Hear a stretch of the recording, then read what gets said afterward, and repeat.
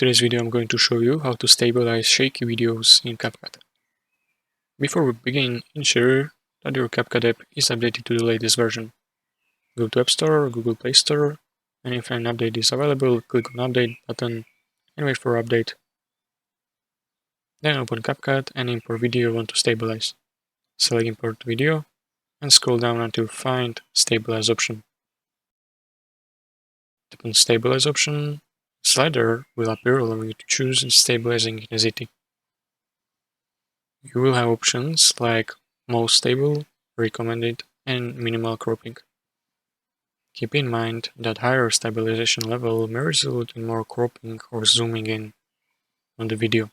For balanced results, select recommended option. This will stabilize video adequately while minimizing excessive cropping. After selecting intensity, wait for a few moments for CapCut to stabilize your video.